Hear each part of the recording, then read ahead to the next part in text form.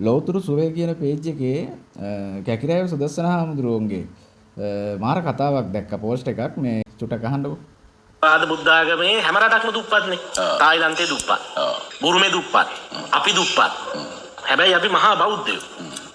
දැන් ලෝකේ වැඩිපුරම ආගම අදහන්නේ ක්‍රිස්තියානි භක්තිකයෝනේ. ඊළඟට මුස්ලිම් අය ඉන්න බෞද්ධ අය තමයි ඊළඟට. එතකොට වඩාත්ම දියුණු කවුද? පිටුමුවන් මුසල්මානු සමාජයන් දියුණු. කියන්නේ ධනවත්භාවයේ තියෙනවානේ දැන් මැද පිටින් කර තෙල් හරි මොනවා හරි කාරණාවල්. හාමුදුරුවෝ කියන්නේ තේරවාදී බෞද්ධ රටවල් ගත්තාම ඔක්කොම දුප්පත්ලු. අනිත් රටවල් පොසත් කියලා. ඉතින් අපි බලමු හොඳම ටික කමෙන්ට්ස් මොනවද තියෙන්නේ කියලා. මම මේකේ බහුතරයක් තියෙනවා. ඔයාගේ මතෙත් එහෙම වෙන්න පුළුවන්. මේ කැකිරාවේ සුදස්සන හාමුදුරුවන්ගේ මතයට විරුද්ධ මත ගොඩක් තියෙන්නේ. එතකොට මෙන්න මෙහෙම ප්‍රශ්නයක් තියෙනවා. මොකද්ද මේ හාමුදුරුවෝ කියන්නේ? ලෝකෙ දිහා බැලුවාම තේරවාදී බෞද්ධ රටවල් මම මෙතන ඔයාලට පෙන්නන්න මේ තේරවාදී බෞද්ධ රටවල් දුප්පත් වෙලා කතෝලික මුස්ලිම් රටවල් යට තියෙනවා පොහොසත් උනේ ඇයි? කතෝලික මුස්ලිම් රට පැත්තක තියන්නකෝ. පැත්තක තියලා අපි දැන් අර මෙන්න මේ පළවෙනි සහෝදරයාගේ කමෙන්ට් එකකින් අපි වැඩේ පටන් ගමු මේක ਵਿਚාරය කරගන්න මේ කතාව. බෞද්ධ කියලා දුප්පත් නම් ජපානය, චීනය, තායිලන්තය ඇතුළු අග්නිනික ආසියානු රටවල් හොඳ ආර්ථික සංවර්ධනයක ඉන්නවා. හරිද? ඇත්ත. මේකනේ කතාව. මේ යාළුවා පටලගෙන තියෙනවා බෞද්ධ කියලා දුප්පත් නම් මේ හාමුදුරුවෝ කියන්නේ බෞද්ධ කියන්න කලින් තව වචනයක් කියනවා තේරවාදී බෞද්ධ රටවල් කියලා. එතකොට සත්තරනේ ජපානය, චීනය, තායිලන්තය කියන මේ අග්නිදිග ආසියාවේ මේ රටවල් සියල්ලම මහායාන බෞද්ධ රටවල්. හොඳද? එතකොට අපේ මෙහි විතරයි මෙතන මට හිතෙන්නේ අපි බලමු මේ තායිලන්තය සමහර වෙලාවට තේරවාදී වෙන්න පුළුවන්. හැබැයි තායිලන්තය කියන්නේ එහෙම චීනය, ජපානය, කොරියාව වගේ කොරියාවක් තියෙනවා මේ සහෝදරයට අමතක වෙලා. ඒ වගේ ලොකු දියුණුවක් නැහැ. සාමාන්‍ය සාපේක්ෂව දියුණුවක් තියෙනවා. ඉතින් තායිලන්තයේ මතක හැටියට අපි බලමු තව ටිකකින්. එතකොට චුට්ටකින් මම ඒක කියන්නම්. එතකොට මේවා මහායාන බෞද්ධ රටවල්. හරිද?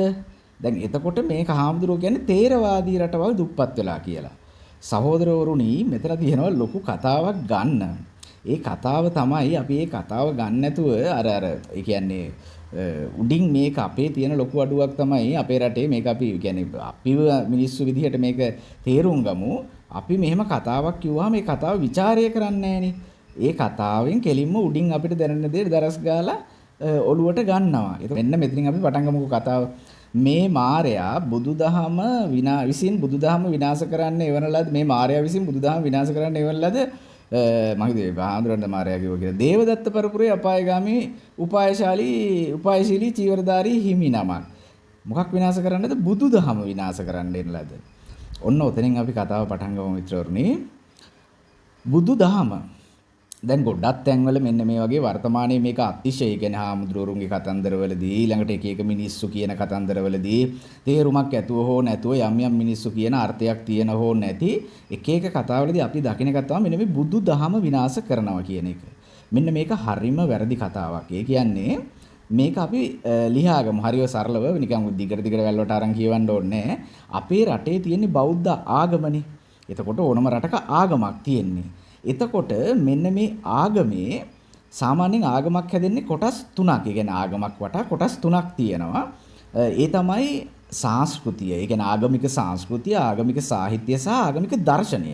එතකොට ලෝකේ සාමාන්‍යයෙන් බෞද්ධ දහමට වටිනාකමක් විශේෂයෙන්ම ලැබෙන්නේ අනිත් ආගම් වලට එහා ගිය දාර්ශනික මේ වටිනාකමක් තියෙනවා. ඒ තමයි බුදුහාමුදුරන්ගේ දහම. ඒ කියන්නේ චතුරාර්ය සත්‍ය, ආර්ය අෂ්ටාංගික මාර්ගය, ත්‍රිලක්ෂණය, පටිච්ච සමුප්පාදය, සතර සතිපට්ඨානය මෙන්න මේ වගේ දාර්ශනික මේ කාරණා ටික බෞද්ධ දර්ශනය කියලා අපි කියන්නේ. අන්න ඒක. එතකොට දහම කියන්නේ අන්න ඒක කියන්නේ බුදුහාමුදුරුවෝ දේශනා කරපු දර්ශනය තමයි දහම වෙන්නේ. මොකද ඒ දහම තමයි අපිට අනුගමනය කරන්න තියෙන්නේ. එතකොට බෞද්ධ සංස්කෘතිය සහ සාහිත්‍ය කියලා තව දෙකකුත් තියෙනවා. මෙන්න මේ තුනෙන්ම සැදුම්ලත් එකක් තමයි බෞද්ධ ආගම කියන්නේ. එතකොට කවුරු හරි මේ විනාශ කරන්න හදනවා නම් එතනදී විනාශ කරන්න හදන්න ඕන මේ වගේ දෙයකදී මේ වචනේ පාවිච්චි කරන එක හරිම වැරදි. බුදුහාමුදුරන්ගේ දහම කාටවත් විනාශ කරන්න බෑ. ඕක තේරෙන්න මෙන්න මෙහෙම කියන්නම්කෝ. දැන් ලෝකෙට හඳුන්වලා දීලා තියෙනවා කියලා හිතන්නකෝ. සාමාන්‍ය ගණිතය කියලා එකක්. එතකොට මේ ගණිතය කියන එක හඳුන්වලා දුන්නාම කාට හරි පුළුවන් ද ගණිතය කියන එක විනාශ කරන්න? බෑ. ඒක දැනුමක්. ඒක හඳුන්වලා දුන්නා විනාශ කරන්න භෞතිකමය දෙයක් නෙමෙයි. ඒ වගේ තමයි බුදුරජාණන් වහන්සේගේ දර්ශනය කාටවත් විනාශ කරන්න බෑ. හරිද? මේ හානියක් කරනවා කියලා ඔයාලා මේ කියන්නේ ගොඩ දෙනෙක් ඒ ආගමට. එතකොට ආගම කියන්නේ දර්ශනය නෙමෙයි. ආගම ඇතුලේ තමයි දර්ශනය තියෙන්නේ. හැබැයි ආගමක් තිබුණා හෝ නැතා හෝ කියලා දැන් ඕනතරම් ඔබට කියන්නේ ක්‍රිස්තියානි රටවල මුස්ලිම් රටවල එයාලා බෞද්ධ ආගමිකයෝ නෙමෙයි. හැබැයි එයාලා බෞද්ධ දර්ශනය ස්ටඩි කරනවා. ඒක මම හොඳින්ම දන්න හින්දා කියන්නේ බෞද්ධ දර්ශනය හදාරනවා. ඒ දර්ශනයක් ෆිලොසොෆි එකක් විදිහට. මම මේක ඔයාලත් එක්ක කතා කරන්න කලින් මේ කතාව ගැන චුට්ටක් කතා කරා කෙනෙක් එක්ක. හැබැයි මෙහෙමයි. එයත් එක්ක මම ගොඩක් දේවල් කතා කරනවා හේතුව එයා පක්ෂපාතී නෑ කොහෙටවත් මේ ඒ කියන්නේ අපක්ෂපාතී ආගමක් නෑ, ජාතියක් නෑ, කුලයක් නෑ, මොකුත් නැති Google Geminiත් එක්ක මම මේ ගැන කතා කරා. ඉතින් එතකොට අපි බලමු ඔයාලටත් පැහැදිලි වෙන්න මම කතා කරේ මොකද්ද මේ කතන්දරේ කියලා. මම එහුව මුලින්ම තේරවාදී බෞද්ධ රටවල් මොනවාද කියලා.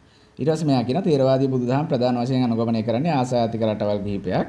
මේ අතරින් ශ්‍රී ලංකාව, තායිලන්තය, තායිලන්තයේ තේරවාදී, මියන්මාරය, ලාओසය සහ කාම්බෝජිය ප්‍රමුඛ වෙනවා. මේ රටවල බුදුදහම සංස්කෘතිය, සමාජ ජීවිතය සහ ඉතිහාසය කෙරෙහි දැඩි පරිමාවක් ඇති කර තිබෙනවා. එතකොට කරලා තියෙනවා බොහෝ උත්සව සහ දෛනික චාරිත්‍ර මෙම දහම හා සම්බන්ධයි.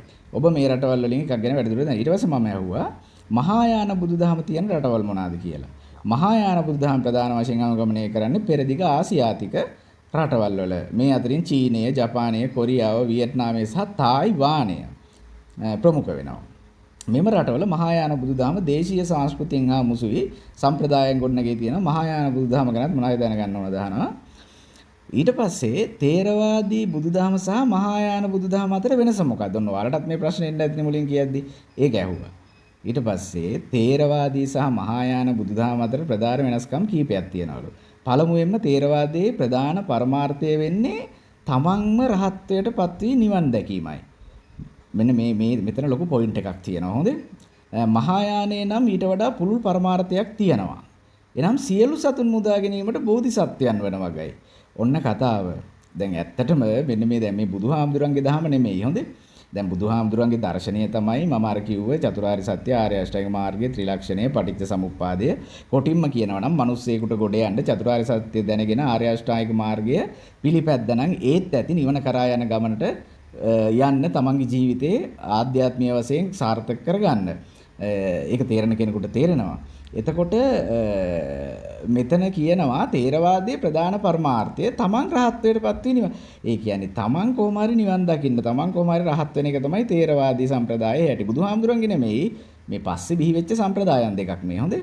මහායානෙ තියෙන්නේ ඊට වඩා පුළුල්. ඒ කියන්නේ ඊට වඩා පළල් අදහසක් තියෙන. ඒ තමයි ඒකේ කියන්නේ දැන් අපි හිතන්නේ අපි ඔක්කොම නිවන් දකින්නනේ. ඒ කියන්නේ අපි ඔක්කොම කියන්නේ තනි තනියෙන්. හොඳේ. දැන් මම මහන්සි වුණොත් මට නිවන් දකින්න පුළුවන්. ඔයා මහන්සි වුණොත් ඔයාට නිවන් දකින්න පුළුවන්. එහෙම. ඒතර මේකත් එක්ක ආත්මාර්ථකාමීත්වය තියෙනවා. හැබැයි අර කට්ටිය කියන්නේ දැන් එයාලා සලකන්නේ හැමෝම බෝධිසත්වයෝ විදිහට. ඒ කියන්නේ බුදු වෙන්න ඉන්න බෝධිසත්වයෝ විදිහට සලකන්නේ. එතකොට එයාලා කියන්නේ සියලුම දෙනා මුදා ගන්න ඉන්න බෝධිසත්වයෙක්. ඒ කියන්නේ මම දැන් මහායානයට අනුව මම හිතුවොත් එහෙම මම ඇවිල්ලා මේ ලෝකේ ඉන්න සියලුම සත්වයන් මුදව ගන්නට කැප වෙලා ඉන්න දුකින් මුදව ගන්න කැප වෙලා ඉන්න බෝධිසත්වයෙක්. හොඳයි. ඔන්න ඔක තමයි පරමාර්ථය. අපි තනියෙන් රහත් වෙන තේරවාදී. ඊළඟට තේරවාදීන් ප්‍රධාන වශයෙන් පවතින පාලි ත්‍රිපිටක පමණක් පිළිගන්නා අතර මහායානින් නම් ත්‍රිපිටකය සමග තවත් බොහෝ සූත්‍රද පිළිගන්නවා. තවද බුදුන් වහන්සේ පිළිබඳ දැක්මෙහි වෙනස්කම් තියෙනවා. තේරවාදීන් උන්වහන්සේ දකින්නේ මනුස්ස ලෝකයේ පහළ වූ උත්තරීතර ගුරුවරයෙකු ලෙසයි. නමුත් මහායානයේ උන්වහන්සේ සදාකාලික සර්වබලධාරී ශ්‍රේෂ්ඨ දිව්‍යමය ස්වරූපයක් ලෙසත් දකිනවා. අන්න එතනක් තියෙනවා වැදගත්කමක්. හේතුව දැන් අපේ තේරවාදයට අනුව අපිට බුදුහාමුදුරුවෝ පිරිනිවන් පාලා ඉවරයි. හොඳද? එතකොට ඒකත් එක්ක අපිට බුදුහාමුදුරුවෝ දැන් නැහැ. හරිද? ඒ බුදුහාමුදුරුවෝ හිටියානම් කියලානේ අපි දැන් ඒවා කියන්නේ. අපිට බුදුහාමුදුරුවෝ නැති හින්දා තමයි මේ ගොඩක් ප්‍රශ්න ඇවිල්ලා තියෙන්නේ. ඒකට බුදුහාමුදුරුවෝ නැති හින්දා අපි ඕන විදිහට බුදුහාමුදුරුවන්ගේ දර්ශනීය මුල් කරන් ආගමක් හදාගෙන ඒක දෙකට බෙදාගෙන ඕන විදිහට ඒක ඇතුලේ එහෙට මෙහෙට පයින් ගහනවා, පිනුම් ගහනවා, ගහන්න තියෙන ඔක්කොම ඒවා ගහනවා. හැබැයි දැන් මෙතන කතන්දරේ තියෙන්නේ මහායාන කියන්නේ ਸਰව බලධාරී ශ්‍රේෂ්ඨ දිව්‍යමය ස්වරූපයක් කියලා. හොඳයි. ඒ කියන්නේ එයාලට අනුව දැන් මම කියන්නේ බුදුහාමුදුරු සර්ව බලධාරීද ශ්‍රේෂ්ඨ දෙවියෙක්ද කියන එක නෙමෙයි මේ සංකල්පයේ තියෙන වටිනාකම කියන්නේ එයාලගේ මේ කතාව අනුව බුදුහාමුදුරු මේ වෙනකොටත් ඉන්නවා. මේ කතාවට සත්‍යතාවයක් දෙන්න පුළුවන් මෙන්න මෙතනින්. බුදුහාමුදුරු කියලා තියෙනවා යෝ ධම්මං පස්සති සෝ මං පස්සති කියලා. ඒ කියන්නේ යමෙක් ධර්මය කියන එක දකිනවා නම් අවබෝධ කරගන්න නම් එයා මාව දකිනවා. සහ බුදුහාමුදුරු ධර්මය Tamanට උපමා කරලා තියෙනවා බුදුහාමුදුරුවන්ට. එතකොට මෙන්න මේ ධර්මය කියන එක මේ ලෝකයේ තුල පවතින තාක්කල් බුදුන් මේ ලෝකයේ තුල වැඩ ඉන්නවා කියන එක ඇත්ත. හැබැයි අපි බුදුන් අනුගමනය කරනවා නම් ඒ කියන්නේ ධර්මය අනුගමනය කරන්න ඕන. හොඳේ. එතකොට දැන් එතනත් ඒ කතාව එහෙම තියෙනවා. ඊට පස්සේ මම ඇහුවා ඔබ දන්නවනම් මේ බෞද්ධ ආගම කිව්වහම බෞද්ධ ආගම කිව්වම සංස්කෘතිය අර මං කිව්ව එක බෞද්ධ සාහිත්‍ය බෞද්ධ දර්ශනය කියන මෙන්න මේ කාරණා තුනම එකතු වෙලා හැදිච්ච එකක් බෞද්ධ ආගම කියන්නේ. මම යාට කිව්වේ. එතකොට දැන් මම ශ්‍රී ලාංකිකයෙක් විදියට මම දකිනවා තේරවාදී මේ බෞද්ධ දහම තුල සාහිත්‍ය සහ සංස්කෘතියට මුල් තැනක් හිමි වෙලා ඒ තුල ගොඩනැගිච්ච යම් යම් සංස්කෘතියන් සම්ප්‍රදායන් ඒ වගේම තමයි බණ කතා ජාතක කතා වගේ දේවල් වලට මුල් තැනක් හම්බෙලා තියෙනවා. දර්ශනය පිළිබඳව අවබෝධයක් හෝ හැදෑරීමක් හෝ ඊටාම අඩුයි. මේ දර්ශනය කියන්නේ බුදුහාමුදුරන්ගේ බණ පිළිබඳව. හොඳේ ජාතක කතා නෙමෙයි. අඩුයි. එතකොට මේක තමයි තේරවාදී තත්ත්වය. මහායාන තත්ත්වය කොහොමද කියලා මං ඇහුවා. මහායාන ආගම තුර දැන් මම දන්නේ නැහනේ. ඔබ ඊටාම අගනා කාරණාවක් පෙන්නනවා. මහායාන බුදුදහම තුළින් සාහිත්‍ය සහ සංස්කෘතියට විශාල තැනක් හිමි වෙනවා. විශේෂයෙන්ම සද්ධර්ම පුණ්ඩරීක සූත්‍රය, ප්‍රඥා පාරමිතා සූත්‍රය වැනි ගැඹුරු මහායාන සූත්‍ර සහ සාහිත්‍ය නිර්මාණ තුළින් විශාල ධර්ම දේශනා සහ දාර්ශනික කරුණු ඉදිරිපත්. කෙසේ වෙතත් මහායාන බුදුදහම තුළ දර්ශනයට ඉතාම සුවිශේෂී සහ දැවැන්ත තැනක් හිමි වෙනවා කිව්වොත් හරිලු. නාගර්ජුන පාදයන්ගේ මාධ්‍යමික දර්ශනය සහ යෝගාචාර දර්ශනය වැනි ගැඹුරු දාර්ශනික ඉගැන්වීම්ගේ යථාර්ථය පිළිබඳ ඉතාම සියුම් දාර්ශනික විශ්ලේෂණයක් කරනවලු. මීට අමතරව සෙන් බුදුදහම වැනි සම්ප්‍රදායන් තුළින් දාර්ශනික සංකල්පයට වඩා සිතේ පැවැත්ම සහ අවබෝධය පිළිබඳ සුජු හැදෑරීමක් වෙනවලු. ඉතින් මහායානයේදී ජනතාව අතර පවතින සංස්කෘතික හා ජාතක කතා වැනි අංශවලට අමතරව ඉතාම ගැඹුරු සංකීර්ණ දාර්ශනික හැදෑරීම් සහ සාකච්ඡාත් වෙනවලු. අන්න එතන ප්‍රශ්නයක් තියෙනවා. දැන් යාළගේ සංස්කෘතියක් තියෙනවා, ඊළඟට සාහිත්‍යයක් තියෙනවා. හැබැයි එයාලා මොකද කරන්නේ? ගැඹුරු හා සංකීර්ණ දාර්ශනික හැදෑරීම් බුදුදහමේ බුදුරජාණන් වහන්සේගේ දහම තුළ තියෙන ඒක විශාල වශයෙන් මහායාන බුදුදහම කරන අය තුළ සිදු වෙනවලු. හැබැයි අපේ සිදු වෙනවද කියලා ඉතින් ඔයාගෙන්ම අහලා බලන්න. ඒ කියන්නේ සාහිත්‍ය කියන්නේ දන් දීම, සිල් රැකීම, භාවනා කිරීම ඇරෙන්න බෞද්ධ දර්ශනය කියන එක පිළිබඳව සංකීර්ණව හෝ ගැඹුරුව අපි සාකච්ඡා කරනවද ඔයාලා කියලා. නිකමට ආර්ය අෂ්ටාංගික මාර්ගය මොකක්ද කියලා කියන්නේ අට අපි හරියට දන්නවනම් ඒක ලොකු දෙයක්. ඊට පස්සේ මම ඇහුවා එතකොට බහුලව දාර්ශනිකමය කාරණා. ඒ කියන්නේ බෞද්ධ දාර්ශනිකමය කාරණා හැදෑරීම සිද්ධ වෙන්නේ තේරවාදී අනිගාමිකයන් තුළද මහායානිකවද? මම පක්ෂපාතීව ඇහුවේ නෑ. ඒ කියන්නේ බහුලව දාර්ශනිකමය කාරණා. ඒ කියන්නේ බුදුහාමුදුරන්ගේ දහම කියන එක හැදෑරීම සිද්ධ වෙන්නේ තේරවාදී බෞද්ධයෝ තුළද මහායාන බෞද්ධයෝ තුළද කියලා මම ඇහුවා. බෞද්ධ දාර්ශනික කාරණා හැදෑරීම අංශ දෙකේම සිදු කරන නමුත් ඒ සඳහා වඩාත් සංකීර්ණ විශ්ලේෂණාත්මක න්‍යායම් බහුලව අධ්‍යයනය කරන්නේ මහායානානුගාමිකයන් අතරයි කිව්වොත් වඩා නිවැරදි. මහායාන දර්ශනය තුළ නාගාර්ජුන පාදයන්ගේ මධ්‍යමික දර්ශනය සහ යෝගාවචර දර්ශනයේ ගැඹුරු ඉගැන්වීම් තාම සියුම සහ තාර්කික විශ්ලේෂණය කරනවා. එසේම තේරවාදී සම්ප්‍රදාය තුළ අභිධර්ම පිටකය ඔස්සේ සිත හා පදාර්ථය පිළිබඳ ඊටාම සියුම් විශ්ලේෂණය සිදු වන අතර එය ශ්‍රී ලංකාව ඇතුළු ඊළඟට භික්ෂුන් වහන්සේ අතර වැදගත් අංශයක්. හොඳේ බෞද්ධයෝ අතර නෙමෙයි. අභිධර්ම ඉගෙන ගන්න හැමෝටම නේද? හරිද? අපිට ඒක නිකන් අර දහම් පාසල් යන කාලේ කිව්වත් වචනෙත් නිකන් මොකක්ද වගේනේ. ඔබට මේ සම්ප්‍රදාය දෙගෙන අභිධර්මයේ වැදගත්ද කියන එකනේ. ඕන අපේ ඒක තියෙන. එතකොට ශ්‍රී ලංකාව තුළ පවතින අභිධර්ම මම ඇහුවා. එතකොට ශ්‍රී ලංකාව තුළ පවතින මේ අභිධර්මයේ වැනි ඒ කියන්නේ තේරවාදී සම්ප්‍රදාය තුළ පවතින එවැනි දාර්ශනික කාරණා වැදගත් කියන කාරණා පුරවැසියන් එහෙම නැත්නම් ආගම සහ එකතු වෙලා ඉන්න ආගමිකයන්ගේ භාවිතය සහ මහායානය තුළ මේ දාර්ශනික කාරණා. ඒ කියන්නේ දැන් මේ දාර්ශනික කාරණා බුදුහාමරන්ගේ දර්ශනීය සම්බන්ධව මහායානයගේ භාවිතය කොහොමද තේරවාදී අපේ භාවිතය කොහොමද කියලා මම මෙයාගෙන් ඇහුවා. ශ්‍රී ලංකාවේ අභිධර්මයේ භාවිතය බොහෝ දුරට සිදුවන්නේ භික්ෂුන් වහන්සේලා අතර අධ්‍යයනය සහ දේශනා කිරීම හරහායි. සාමාන්‍ය ජනතාව අතර අභිධර්මයේ ගැඹුරු කරුණු එදිනදා භාවිතයට වඩා මූලික බෞද්ධ ඉගැන්වීම් සහ සිල්පද ආරක්ෂා කිරීම වැඩි අවධානයක් දෙනවා. ඒ කියන්නේ සාමාන්‍ය මිනිස්සු මේ අභිධර්මයේ කියන පැත්ත එහෙම හොයන්නේ නැහැ කියන එක කියන අභිධර්මයේ නෙමෙයි මම කිව්වේ. අභිධර්මයේ පැත්තක තියලා මේ මුලින්ම ආර්ය අෂ්ටාංගික මාර්ගය ගැන හරියට දැනගෙන හිටියනම් මහායාන සම්ප්‍රදායේදී දාර්ශනික කාරණා වඩාත් ප්‍රායෝගිකව භාවිතයට ගැනීමක් දක්නට ලැබෙනවා. උදාහරණයක් ලෙස සෙන් බුදුදහමේදී ඔවුන් දාර්ශනික අවබෝධයේ සුජීවම භාවනා ක්‍රම සහ එදිනෙදා ක්‍රියාකාරකම් හරහා අත්විඳීමට අන්න වචනේ එදිනෙදා ක්‍රියාකාරකම් හරහා අත්විඳීමට උත්සාහ කරනවා. අපේ ප්‍රශ්නයක් තියෙනවනේ මෙහෙම. අපි ඒ කියන්නේ පන්සලට යන්නේ ඒ කියන්නේ ආගම දහම තුලින් යමක් කරන්න කියලා. ඒ යන්නේත් මේ අපිට සත්‍ය අවබෝධ කරගන්න නෙමෙයිනේ අපලදුරු වෙන්න හරි මොකක් කරේ එකට. ඊළඟට අපි දන් දෙන්නෙත් ඉතින් මැරිච්ච කෙනෙකුට පින් දෙන්න උපන් දිනයකට ගෙදරකට ගෙව දුනාම ඔය වගේ වටනේ. හැබැයි මෙයාලා භාවනා ක්‍රම සහ එදිනෙදා ක්‍රියාකාරකම් වල අත්විඳීමට උත්සාහ කරන දාර්ශනික මේ කාරණා හොඳේ. ඒ කියන්නේ උදේ නැගිටපුවලා ඉඳන් රැ නිද්දට යනකම් කරන වැඩ අතරට ඒවා එකතු කරන් තියෙනවා. අපිත් එහෙමනේ. ඉතින් තේරවාදයේදී දර්ශනීය බොහෝ විට අධ්‍යයන අංශයක් වන අතර මහායානයේදී එදිනෙදා ජීවිත ආන්න කතාව පැටියෝ.